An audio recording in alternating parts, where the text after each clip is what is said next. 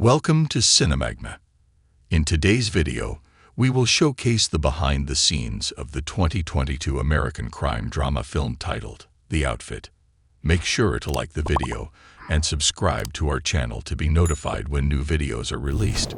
From the Academy Award-winning writer of The Imitation Game, Graham Moore, comes The Outfit, a gripping and masterful thriller in which an expert tailor, played by Academy Award winner Mark Rylance, must outwit a dangerous group of mobsters in order to survive a fateful night.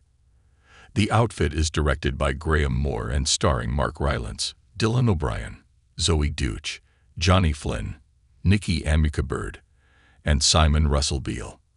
The film is produced by Scoop Wasserstein, Ben Browning, and Amy Jackson. Without much further ado, please enjoy the behind-the-scenes video. Yeah, that's good. Yeah. Thinking of used to course. Can only please. Monk, no, It swings like a house. Back on there? Yeah, it's taken out.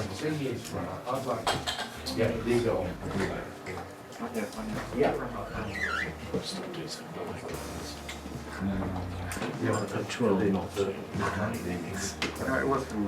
taking a great jump a few days in a row. I was like, no, can't go into that. Can we just lose this trunk? I think we're good for mirrors. No,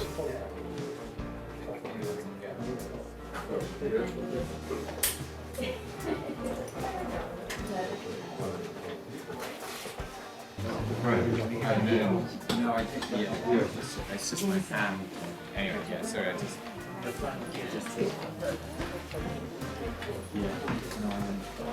Really fun. Oh. You just pull that out. It's about 2 days. So put that on. Yeah. Or the main thing. Yeah, so it's right. Yes, at the end.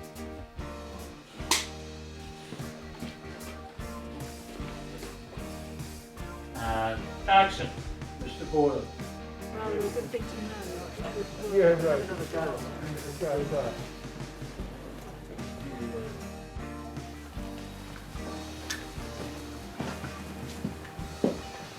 And cut, please. Cut there. That's terrific. Oh, that was great. Bonsoir. You're up and late. We work by appointment. Mr. Berlin. And cut. This English man in for Yeah. a bit. Yeah. That's good. It's like, oh, I know. Yeah. That was Dr. Patty Cake or something. Movie. 3 words. There. You pass my mark. Both of you. I see that. And Is it confusing to them? Something like that? Because they know how many people are here. I think that's what introduces the language. Bree, It's you also understand? quite. It could be. 3 against 1. I see what you're saying, yeah. It's from our perspective. It's quite nicely discombobulating. Yeah. Because first he's like, "What's going on? You're robbing us," and then he's doing a bit of a game. I play Richie Boyle, who is kind of the heir to the Boyle family throne, I guess. He's the son of Roy Boyle, who sort of runs the business, runs the block, kind of owns the neighborhood, So Richie's very, comes from a very sort of privileged upbringing. He wants to be, he feels very empowered in the family business. He kind of runs the show. He runs the crew a little bit. He's sort of the number 2 behind his pops. He calls the shots. He's probably a little protected around town too. He's a gangster, by the way. Richie and Leonard have a pretty surface relationship until we dive into the story that we see in the film. Leonard owns Leonard's shop is sort of a drop zone for us, and we kind of use it as we will for the business. And I mean, Richie likes Leonard. You know, I think he gets a kick out of him. I think he always tries to like get him to talk or something because he thinks he's got a funny accent, you know, and he's probably like the only, you know, like person with any kind of accent he's ever even known in his life. You know what I mean? It's a different time. It's like 50s, 1950s Chicago. Like, so Richard gets a kick out of Leonard, I think. But yeah, I'm not so sure that Leonard. I don't know what Leonard thinks of Richie. I think maybe I don't think he loves him being in his space so much. You know, he definitely owns every space that he walks into. But yeah, he likes him. He likes Leonard. Richie and Francis have a complicated relationship, I guess you could say. Francis is sort of like Richie's adopted, quasi like, you know, adopted brother. The Boyle family, you know, Richie's dad, Roy, pulled Francis off the streets. You know, they're cut from different cloths. Francis is very much so like a raw, tested, like, you know, has survived and weathered a hard life. You know, he's a very hardened character, whereas Richie, you know, I think he wants people to think he's like that. He wants to be that for sure, but he lived, I think he was raised a much cozier lifestyle, obviously. Richie and Mable are, I don't know, I think, you know, she's the cute girl from the shop that he wants to take out. You know, I think Richie's good with girls. I think those are the things, he likes leaning into the things that he's good at. Things that he's better at than Francis too, I think, you know. He gets the girl, you know. He's a good time, he's a good night out, you know. Yeah, I think he definitely likes Mable, you know, but I think when we kind of first see them, it sort of might be like one of their first times that he's kind of taken her out. Richie's so eager to prove himself because all he's ever searched for and wanted is his father's approval. And I think that's sort of dictated his entire life, you know. Especially, yeah, when you've thrown Francis into the equation, you know. I think Richie's, you know, I think he's the weakest of the four chess players that we sort of see in this movie, but he's not totally weak. I think, you know, he has had to endure a life under his father's microscope, which is not easy. You know, it's a different kind of hard. But with that comes like a lot of daddy issues. I think he desperately seeks his father's approval. And I think when Francis comes into the picture and he sees that out of nowhere comes this guy, you know, who just immediately steps in as being sort of that son that, you know, that ideal sort of son that like Roy has always wanted. And Richie can see that and he knows that and he can feel that. I think it's like the worst thing that can happen to him. I was obsessed with the script from the second I read it. I told Graham this story, like I read it on a plane and I stood up in my seat when I got to the end of it and I applauded, which is a true story. It's just an incredible piece of material, you know, and I think I don't know, it's just extremely rare to come across like something like this. And I was just so taken and blown away with it immediately. I loved Richie. I loved that role. I was so shocked with the turn in the middle of the piece, you know, and it's just, you know, it's again, I guess it's just the kind of piece of material that doesn't come across your desk very often. The most enjoyable aspects of playing the role or being a part of this at all has just been every piece of it. I mean, it's everything you dream about doing, like in a movie, you know, when you're growing up. It's all the cool things you wanted to, that you fantasized about, you know, like, I mean, the suits, the smokes, the swagger, you know, like it's just dripping with the kind of stuff that like is just a dream to play, you know. And then when you add the depth into that every character is layered with, and again, sort of that chess match that ensues, and like, I mean, it's just so clever and so fun and so colorful. The costume in this film is absolutely a part of the fabric of the film, a huge piece. Yeah, I'd had conversations with Graham early on about like what Richie's kind of style is. And, you know, it's interesting. You sort of see everybody's character in their fabric. You know, the outfit is each of their outfits that they wear. It's, you know, we all sort of have a mask. Not everyone is totally what they seem to be, you know what I mean? And I think the clothes play a huge role in that.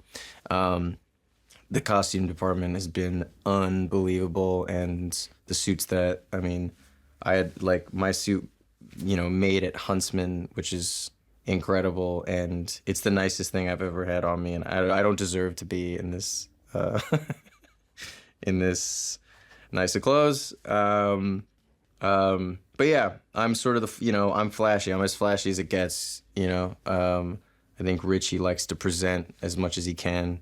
This cast has been amazing to work with. It's been a really fun experience, and I think different for most of us in terms of like the prep process and the rehearsal. It's really felt like we've been like putting on a play, you know, like a proper like stage production. It's one location, you know, so we have control of shooting in sequence, in order, you know. To shoot in sequential order is like absolutely unheard of. I'll probably never do it again in my career. So that's been incredible to be able to tell the story beat by beat as, you know, we're living the story as we're telling it. So that's been amazing. And to be, it's been it's a really smart group of actors, and I've learned something from each of them, you know, and I think it's incredible because we're led by, you know, a guy who is just such a master of his craft, and also just such a really, really great and open human being, and willing to share, you know, what he knows and what he's practiced and what he's learned. And so it's really just been such a, I mean, there's no words. It's been beyond just a pleasure of an experience. I mean, this will be something that I'll be so special to me forever. I'll always remember it. Graham's amazing. I love that guy so much. I mean, like, genuinely, he's, you know, he's such a great person, and and such a brilliant writer, you know. But it's the former sort of that, you know, ultimately like really matters most, obviously. So the fact that he's just such a kind guy and such an open guy and such a fun guy too, you know, I think really influences how great he already is as a director. You know, I mean, this is his first time even stepping into that role, and I think he's got really incredible instincts in terms of, you know, trusting his actors and his crew and the team that he's assembled. And as far as building that team goes too, I think he's got incredible taste. This is a film that was made, I'd say, not only in the time where theater going was, you know, the only thing to do, the only option, and something we're losing more and more of. But it's also the type of film that, you know, you would want to see like in the cinemas, you know. So I think it's such a treat to see something that's such a, you know, homage and throwback to like one of these, you know, classic noir gangster films. You know, you got to go to the theater to see that kind of thing, you know. Also, Dick Pope is an incredible cinematographer. Mable and Leonard's relationship is very much so father-daughter esque. They don't communicate that to one another or talk in those terms. I think it's far too vulnerable for both of them. They've both experienced immense loss in their lives, so it's an unspoken bond and friendship, and they both look out for each other in a really special way. Mable wants to leave Chicago so much because it represents all of her trauma. She's been forced into this life of violence, corruption, and she wants a way out. And she wants it on her own terms. She's very independent. She's very smart. She's very strong. And she is going to get out of Chicago, and she will do anything that it takes. Mable understands that Leonard has to allow these gangsters to use this shop and to do business there, Again, she's grown up on that street. She understands how it works. She understands that they own a piece of all of this, and there really is no other option. If there was another option, she would have taken that that route. So I don't think that she judges Leonard for that. It's just, you know what you know, and that is what she knows. I think once he starts to, at one point, poke fun at her relationship to one of the gangsters, she has no option but to fight back and be like, you're no better. You're being a hypocrite. You make clothes for these people. You make money off of these people. You let these people do business in your shop. We're the same. We're doing everything we can to survive. Everyone underestimates her because she's a woman and because she's assumed this role of how she's supposed to present herself around them and how she's supposed to act and what she's not supposed to say and what she's supposed to say, again, out of survival. But that being said, she also has had to learn how to be her own predator in her own right. So, and that means, like I said, assuming this role that she's expected to play. So I definitely think that they underestimate her.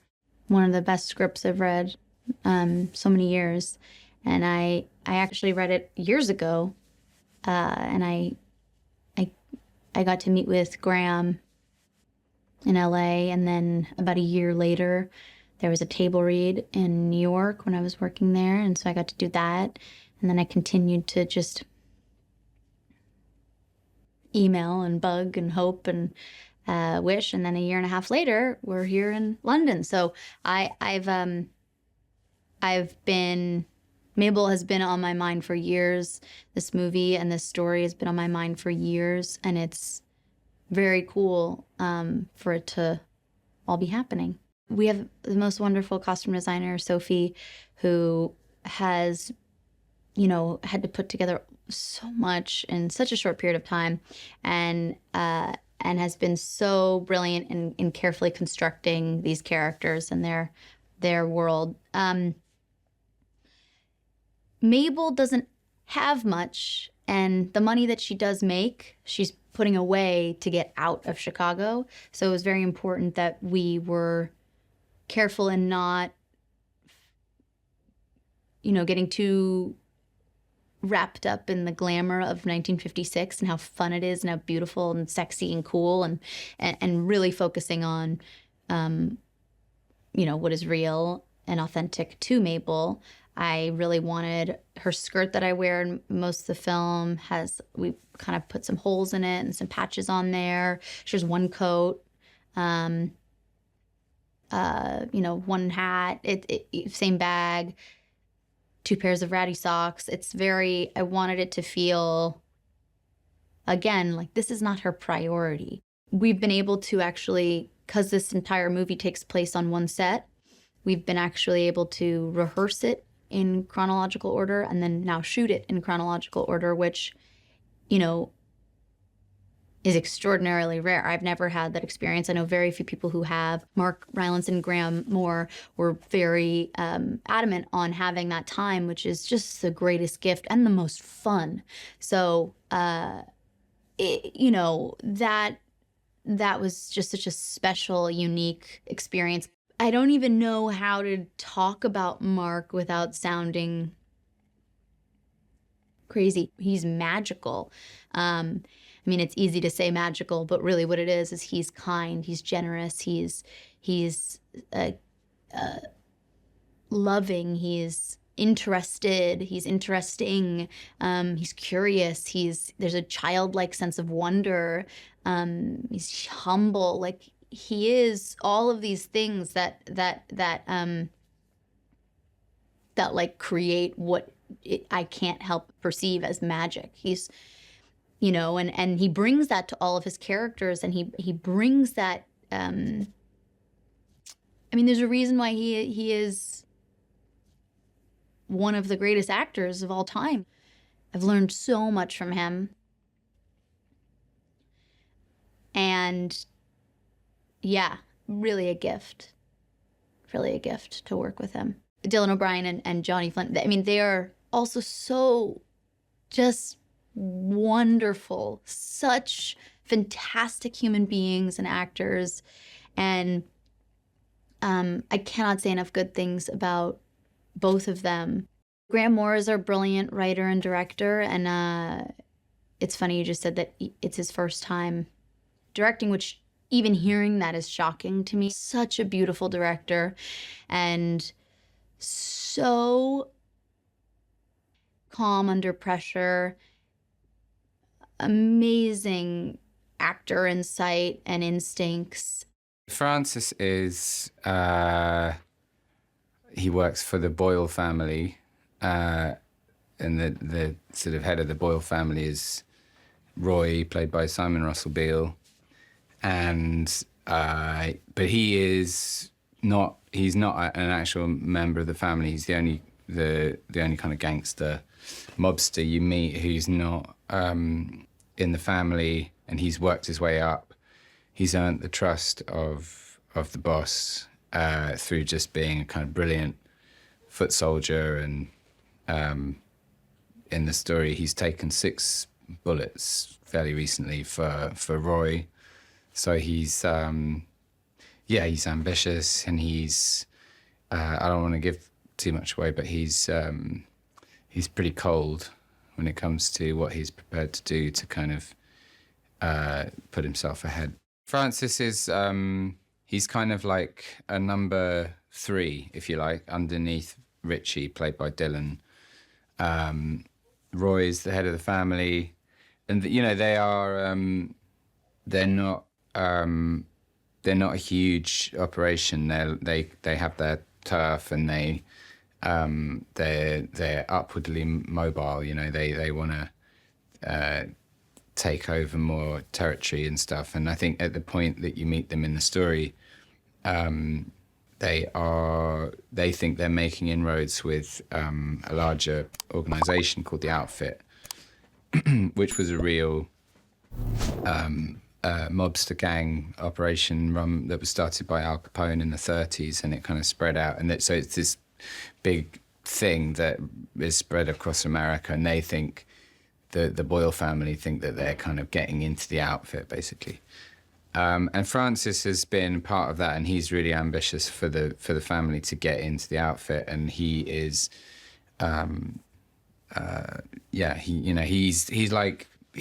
it's sort of a favorite for Roy in some ways. He's potentially like the son that he wished he had, maybe. He's much more practical and ruthless than Richie, who's the actual son. So he's an invaluable part of this organization. Francis and Richie have a strained relationship because, Richie is the heir apparent. He's the first in line kind of thing. And Francis is biting at his heels by being more efficient and kind of practical than him. And they're just very different personalities, which makes for a very, really cool kind of dynamic in the scenes with Richie, played by Dylan. And I loved doing that stuff because Dylan was fantastic and lovely and very funny and so perfectly cast. And it was just great doing that, kind of playing the tension and enjoying being these different characters. But yeah, Francis is arguably very cold and efficient. You know, he's made for this job basically. But Richie has his sort of weaknesses, which makes him a very interesting character, but maybe not the best mobster. Francis is he's dead set on the thing that will give him the most power, basically, and he's absolutely ruthless in pursuing that. And I mean, it's hard to talk about it without kind of giving things away, but he's prepared to throw people under the bus to get where he needs to go to, basically. The Boyle family, who Francis works for, they're kind of a small operation, ambitious crime family who have control of the streets in this area where we are in the film. But they're trying to break into this larger organization called the Outfit. So they are, upwardly mobile, ruthless, trying to kind of move their agenda forward, basically. And Francis is not part of the family, but he has proved himself to be this kind of valuable foot soldier for the family. Francis is really smart, and as the story goes on, he realizes that Leonard is not everything that he assumed about him. Leonard reveals more of himself and becomes embroiled in the twists and turns of the story as Francis kind of brings him into his trust and implicates him in the kind of the things and the events of the night. But then, of course, they ultimately have different agendas, albeit that they are sort of similar in who they essentially are, and that's something that Francis starts to see, and it's really cool what happens.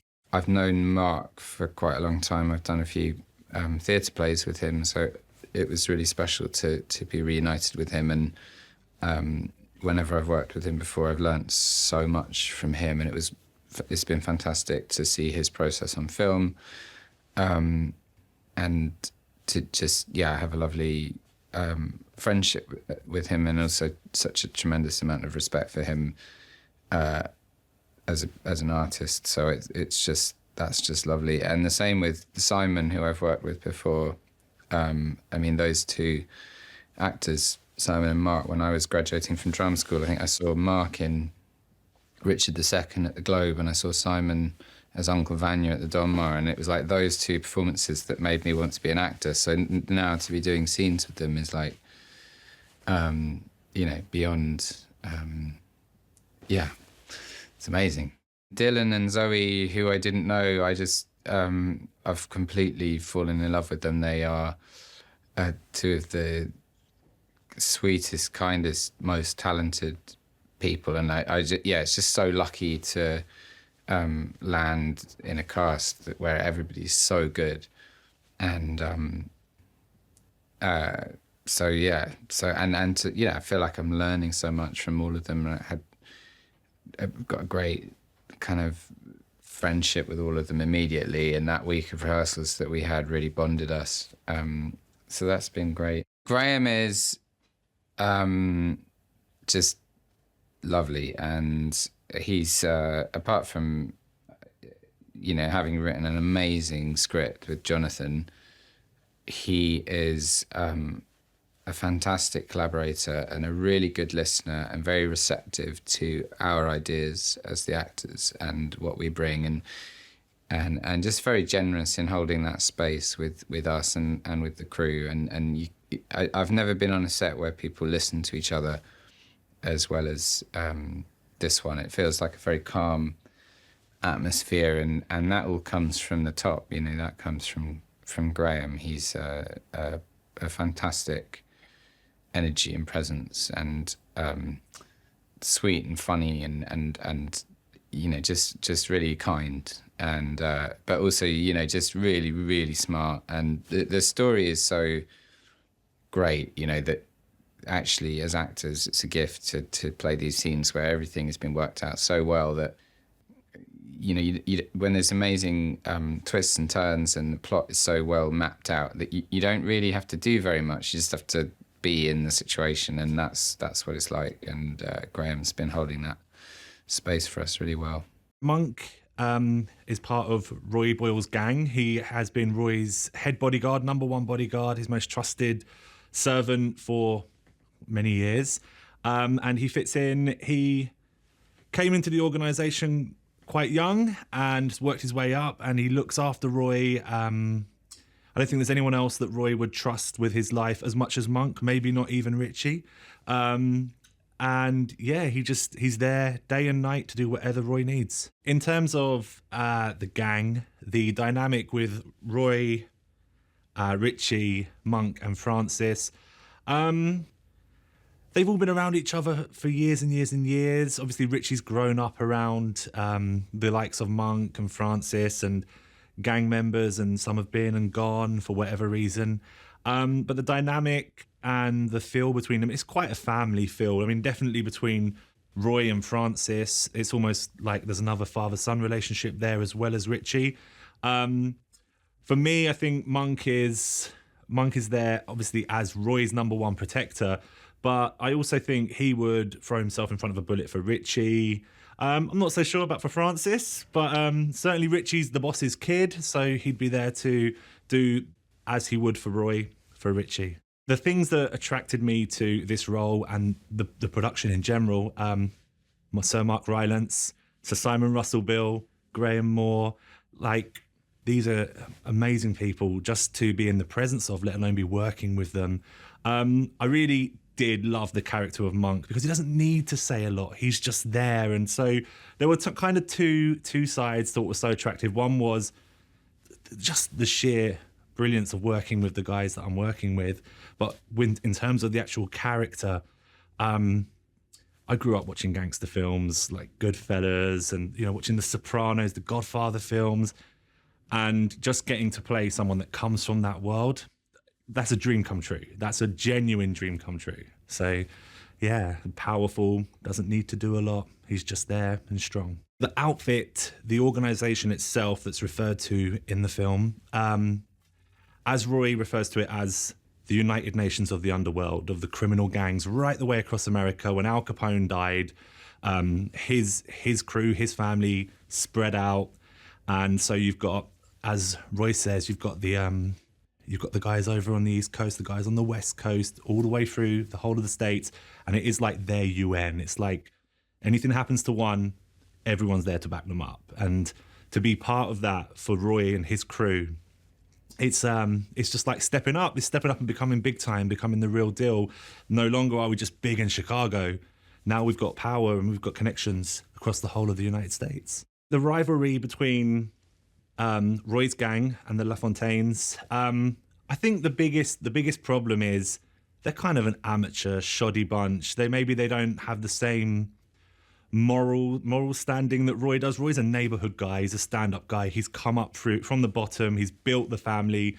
And I think he feels like they're a bit cheap. They just don't have the same integrity. And there's not so much about building. It's just about making a quick buck. And that doesn't really sit well with Roy or with the family in general, with the crew.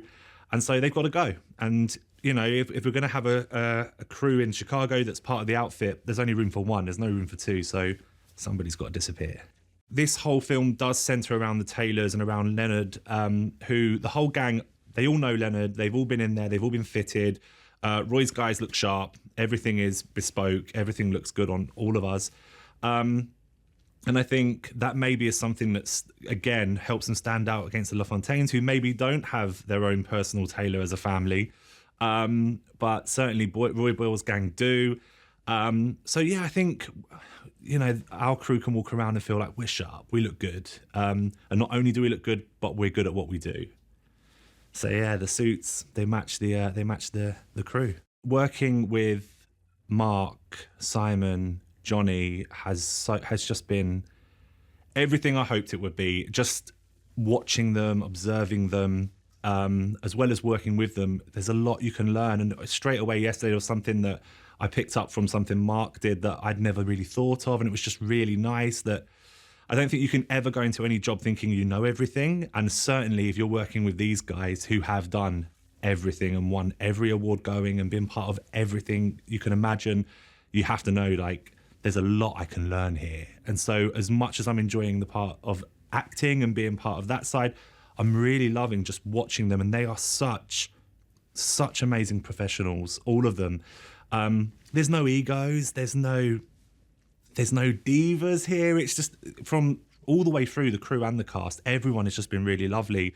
But working with Johnny, Mark, Simon, it's an absolute treat. And it's just, it's a real learning process as well, of learning how they do things and all do different things. And, it's Mark really puts everyone at ease, and Simon is really friendly and jolly, and Johnny is just really focused and really, he's always got time to talk, but then, he's really on it all the time as well.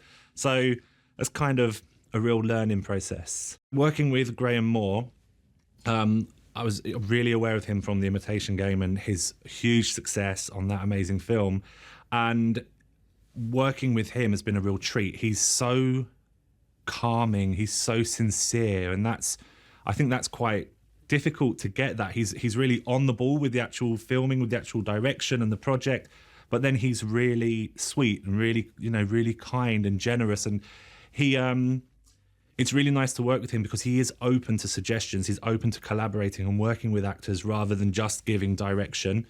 And so in that sense, he's been absolutely like a dream to work with. He's just really, really, really, really calming, just really nice and really reassuring.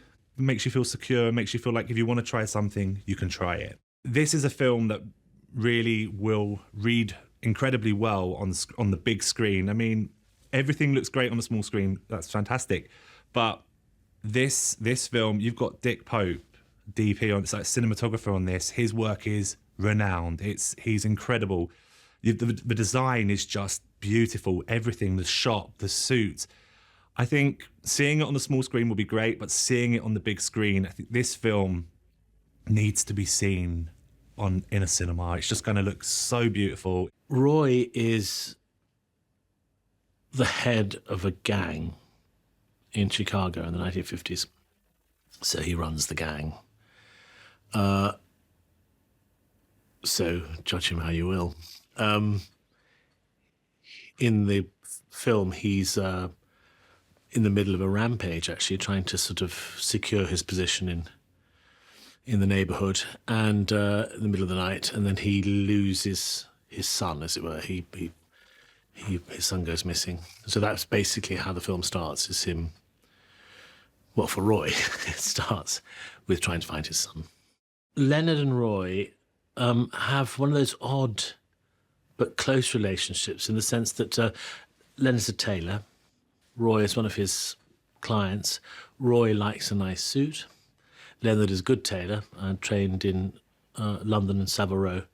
And I think Roy likes that. He likes the sort of class of that type of tailoring. So I think it's one of those strange relationships that happen all through all of our lives, of a sort of trust of a really good professional relationship. And I suspect that tailors are probably places where people speak more freely than elsewhere. I think they're like hairdressers, aren't they? They sort of give your secrets away. I'm not sure that Roy actually has given his secrets away to Leonard actually before this night, but I think he trusts Leonard because, yes, Leonard seems honest. He makes a beautiful suit. He's quiet. He doesn't want anything to do with the work that Roy does. I say work in inverted commas. So, yes, I think it's to do with a sort of secure professional relationship. Later on, that gets a little bit more complicated, but I won't spoil that. The subject of tailoring in the film, this is why I was first attracted to the film, because I dress terribly. I'm an appalling dresser. But I do, and always have had, I do have an extraordinary admiration for those craftsmen like a great tailor. And actually, if you work in the business that I work in film and theatre, you spend a lot of time being dressed by some real experts. So actually, I've seen great tailoring all the way through the last 30 years. And I think Roy's love of a good suit, I understand perfectly well. I don't think it's necessarily to do with power dressing. I think it's to do with liking a beautiful thing. I mean, as it so happens, it doesn't help in projecting an image of power because they're expensive and they're beautiful things. But I sort of... That's one of the more innocent sides of Roy, is his love of a good suit. Roy has a son, like a lot of powerful men. He has a son whom I think he loves very much, who is not a good bet for the future of the firm. And like a lot of powerful men, I think he would love it if Richie could somehow take on the mantle of what he's created. He never will, although actually I think Richie wants to, but I don't think he'll ever be successful at it. And I think probably Roy knows that. The LaFontaines are the most powerful in this area. it appears anyway. And I think it's an interesting question for the audience to judge about how genuinely powerful and how powerful in the long term Roy is, actually. I have my doubts about whether he's as powerful as he thinks he is. But certainly that he sees the LaFontaines as potentially vulnerable. And so I suppose like any competitive businessman or indeed gang leader will go onto the attack, but we'll see what happens in the film. Mark and I have known each other for 30 years. We're the same age. We, for many years, did the same sort of plays, a lot of Shakespeare. But we've never worked together. And so this is a big thrill. Actually, it was quite a scary thought, really. You know, I've known so much about him. I've admired him for so long. He's one of our very, very greatest actors, and certainly one of the greatest of my generation. So, you know, you take a breath and you go, okay, I'm going to do it. But yes, it's been I mean, I've only been on it 2 days, but it's been absolutely delightful. The writing first attracted me to the role, unquestionably. I still think that applies. I mean, over the last few days that I've been speaking it just has a very individual quality and it's beautifully written. And I think that's, in whatever medium, that's a rare thing. And yeah, what a joy to be able to speak those words. And more than the sort of character, really, you know, more than even the story. It was just the sort of bounce of the text. Yeah. Well, I came in very late on this project. I only came in a couple of weeks before it started. So my relationship with Graham is still very new and fresh. But he's enchanting. He is enchanting. He's like a sort of a good spirit on the set. And I first talked to him, I think it was over the phone, or was it Zoom? I can't remember. I was abroad and he was in London, and we had a lovely conversation. He's very, very, very open to the ideas of all the actors around him. I mean, he's very, very sort of... I had a long discussion about about Roy's vulnerabilities, actually, about what his weaknesses. That was the first thing I talked at length about with him, and he was extremely receptive to those ideas, which is a lovely thing. There's nothing like a night out. I mean, whether you go to the pub or the theatre or a movie or, I don't know, whatever, a concert. Frankly, there's nothing like getting out of the house, and we all, God, we need it at the moment. You know, there's just a whole social benefit. There's nothing profound about it. It just needs to be done. We need to get out and see each other and move with each other and see each other's faces. That'd be quite nice. And that includes going to the movie theatre. The Outfit is about an English tailor who used to cut on London's world-famous Savile Row, who, after a personal tragedy, has ended up in Chicago in the 1950s, where he's opened up this little corner tailor shop, and the only folks around who can afford the fine clothes that he makes are a family of vicious gangsters. So The Outfit is about this tailor's relationship with and increasing involvement in the lives of the gangsters for whom he tries to make beautiful clothes. When we started writing the script, something we were always fascinated by was the psychology of people who spend their entire lives perfecting the art of something so esoteric that most people cannot even tell they're experts at it. Someone like Leonard, played by Mark Rylance, someone who's such an expert at what he does. He makes these beautiful things, and no one even, the people he makes them for, don't even totally realize why they're so good. He's that good at it. There's a loneliness to that. And there's something about the psychology of that, of someone who devotes his life to something that esoteric and that specific, and to be one of the best in the world at this extremely specific thing is such a fascinating psychology to me. And I think that's what initially drew me to the story in the first place. Before we had a story, before we knew there were gangsters, before we knew there were guns and blood and the kind of thriller we have here, we had this character of Leonard. It all started with this character. Jonathan and I just kept asking ourselves, what's the story here? What's the story? We love this character, but what's the story we want to build around this character?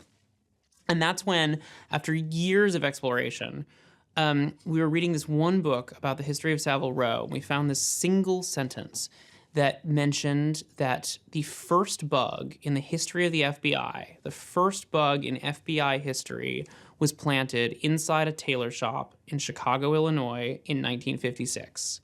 And we instantly looked at each other and we said, oh, well, that's a movie.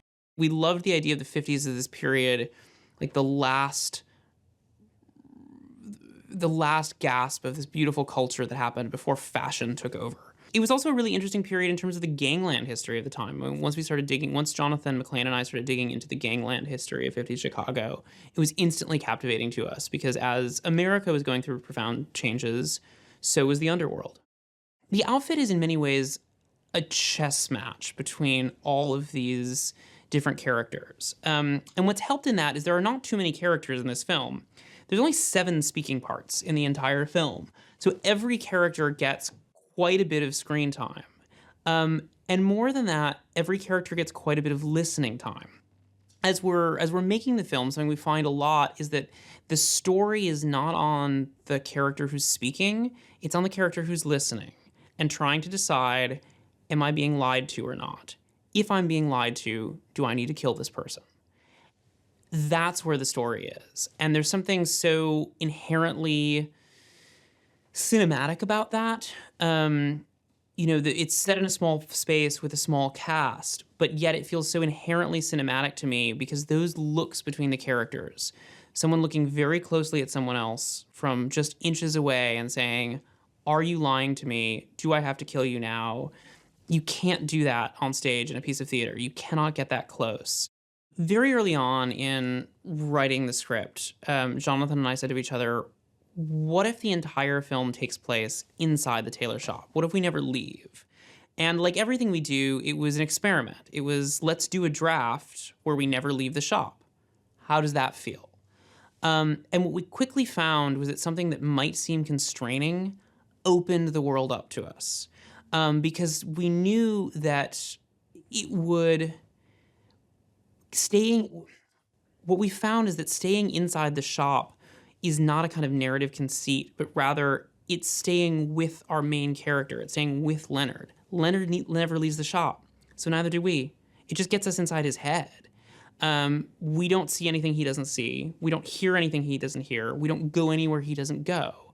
The whole story takes place over about 48 hours in the life of this shop, and he never leaves the shop the entire time we're there. So neither does our camera. Neither does our story.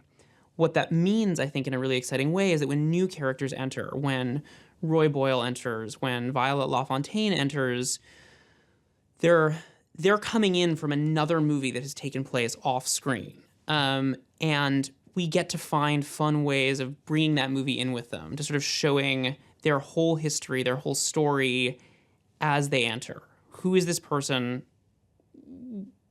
Who is this person? Where have they been? Who have they murdered? What is the off-screen war that is happening between these different crime families that we sort of see glimpses of as they enter the shop? The Outfit is a film about detail. It is a film about a character obsessed with detail. Leonard is obsessed with detail, so is our camera, so is our filmmaking process. That means having an amazing tailor on set every day to correct every single detail of what would be on every shelf of every single movement of Leonard's hands. It means that Mark Rylance has spent a ton of time with a tailor training and studying and making sure every movement is exactly right. so that our camera can get that close, so that we can see how detailed the work is. In a way, because we can't, the outfit does not have massive vistas of photographic space. We don't have big sunsets over the city skyline. We don't have, the outfit is not Lawrence of Arabia. We don't have these kind of massive deserts. What we have is this extremely detailed work that Leonard performs. So it was really crucial to us to have an expert tailor on hand, to work with a shop like Huntsman on making sure this place feels exactly real down to every last nook and cranny. The Outfit is a film about clothing, which means that the clothing of each character tells you a lot about them. And moreover, the clothing of some characters tells you about other characters, because Leonard, our main character, has made the suits that a lot of the other men in the film are wearing. So what they're wearing doesn't just tell us about them, it tells us something about Leonard. How good is he? This is how good he is. That's why it was terribly important, and it's because the suits were so important and because the suits were built in the story of our film that we wanted to have Huntsman make them for us, that we wanted to... We are saying in the story of the Outfit that these suits are built by one of the best suit makers in the world. So the only way to achieve that is to have some of the best suit makers in the world, like we find at Huntsman, build them for us. In the Outfit, we never see where characters live. We never go home with them. We only see what they do and how they act in this shop, which means what they're wearing when they enter the shop tells us so much about them. So the detail work that our designers, Sophie O'Neill and Zach Posen, have been able to put into designing every costume is just tremendous, especially because there are not a lot of costumes. Every character only wears a couple, so every single detail matters in the costumes as in everything else in this film. The Outfit is a real criminal organization that really existed in mid-century America. It is, in real life, the Outfit was this kind of super network of criminal organizations from different parts of the country who kind of united to form, as we say in the film, a kind of United Nations of crime. And so people could operate independently in different cities. Different gangs could operate independently, but they were still part of this overarching network. It's funny when we talk about the Outfit because people keep saying to me, "Oh, you must have made that up. That bit of it's a movie about a tailor, and so there's this crime organization called the Outfit. You must have invented that." I always have to say, "No, that's real. That was just there. We took that from real life." But the Outfit, in the story of the Outfit, remains this shadowy organization that's always out off screen. We never see them. We hear about them. We hear about things they're doing. We hear about things they might be doing. We hear characters strategize about what the Outfit might be doing off screen, but we never see them. And I think that's important to us thematically. Mark Rylance is a legend. And so getting to direct my first film with someone like that in the center role is, in the first place, a weight off my shoulders. Because I keep thinking, well, gosh, now I can only screw this up so badly. Mark's here. It's going to be fine. And he's such a... Mark is such a wonderfully warm presence and a wonderful guide to his process and through the process of the other actors. I mean, he really, I think, looks at himself. I think Mark is not just the lead actor of the film, but also sort of the company leader of our acting team. I think he really believes in that. And it's a beautiful thing to watch him with the other actors. Just as it's a beautiful thing to get to talk to him about what I can do to help him and what he can do to help me. He's such a kind of communally spirited actor.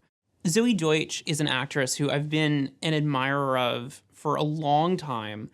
And when she first called and said she was interested in doing this, I was so excited because it was something I'd never seen her do before. And the idea of that was really exciting to me. Zoey Deutch is actually the first actress I ever met with for the role of Mable. And ever since that day, over the 2 years it took to get this film started, I always kept hoping it would work out with Zoey because she just seemed to instantly get it and instantly get what we were trying to do with it. Dylan O'Brien is an actor who I've been just a huge fan of for a long time. And he came to this project with a lot of passion. He sent me an email out of the blue. I had never spoken to him before, and I just got an email from him saying, hey, I got a copy of the script. I love this. I really want to do it. Here's a tape. He sent in an audition tape, unprompted. And it was, Dylan O'Brien's audition was one of the best auditions I have ever seen for any part in my life. It was so good that I immediately sent it to Mark Rylance and said, this is one of the best auditions I've ever seen in my life. And Mark wrote me back 20 minutes later and said, yes, this is one of the best auditions I have ever seen in my life. This guy has to be in the movie. There's never any part I've been more sure about than Dylan O'Brien. He's such a joyful presence on set. I'm not sure there's anything that Johnny Flynn can't do. He makes records, he goes on tour with his band, he does plays, he does films, he does all sorts of plays, he does all sorts of films. I feel like every time I talk to Johnny about what he's gonna do next week, he's gonna turn around and say, oh, I'm gonna go do a puppet show in Australia or something. There's always some crazy thing he's going to do next because the man seems to be a limitless well of talent for anything he touches. Simon Russell Beale was a really important addition to our cast, in some ways to provide a counterpoint and an equal in stature to Mark Rylance. They are, I can say about both Simon Russell Beale and Mark Rylance that they are perhaps the two most acclaimed living stage actors in England right now. They have never done anything together before. This is their first pairing. When I realized we had the opportunity to put them in a room together, I said, yes, we're going to do that.